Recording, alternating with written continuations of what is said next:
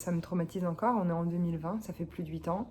J'y pense encore beaucoup, j'ai peur dans le noir, j'ai peur dans la rue, je me retourne tout le temps pour voir si quelqu'un me suit, je ne descends plus dans les parkings souterrains.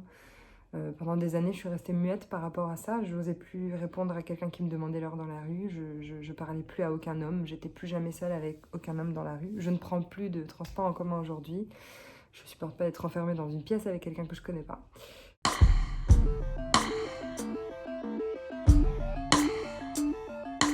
Moi, j'ai été personnellement touchée par le harcèlement de rue de façon un peu plus violente. Le 7 février 2012, je suis allée garer ma voiture de fonction. Et c'était un tout petit parking situé dans le centre-ville de Strasbourg. Il était 16h et un homme m'a suivi dans ce parking. Je ne l'ai pas entendu me suivre. La porte du parking s'est refermée.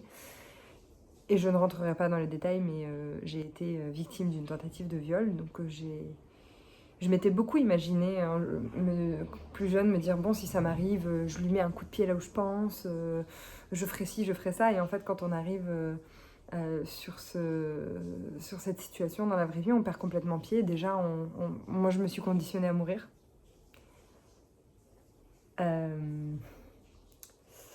C'était compliqué. Donc j'étais prête à mourir en fait. Et puis mon instinct de survie s'est réveillé. Et j'ai tenté plusieurs techniques. J'ai d'abord crié, j'ai ensuite pleuré, puis je l'ai supplié en lui disant que j'appellerais pas la police. J'ai réussi à me débattre une première fois.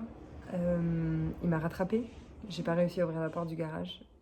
Il m'a ramenée vers le sous-sol. Et après, j'ai réussi à me redébattre une deuxième fois, à ouvrir la porte du garage. Et là, il y a un collègue qui est arrivé et qui m'a... Hugues, si tu m'entends, qui m'a sauvé la vie. Parce que je sais pas du tout où est-ce que j'en serais si cet homme, si mon collègue n'était pas apparu à ce moment-là. Nous, les femmes, on a honte, on n'est pas bien, on vit mal ce genre de choses, mais je pense qu'aujourd'hui, la honte, elle doit changer de camp. Et je me suis rendu compte, ne serait-ce que quand j'en ai parlé sur mon compte Instagram personnel, que beaucoup de gens, beaucoup de femmes vivaient la même chose, que sur un sondage que j'ai fait, 98% des femmes avaient répondu qu'elles ont été victimes de harcèlement dans la rue. Donc le harcèlement, ça peut autant être un « et mademoiselle » très lourd, répété plusieurs fois, jusqu'à un « sale pute », jusqu'à n'importe quelle insulte qu'on pourrait subir au quotidien, mais également via des attouchements, via des hommes qui se frottent dans les transports en commun, ou plus gravement sur des viols, voire des meurtres. On en parle de plus en plus. Malheureusement, ça devient de plus en plus grave.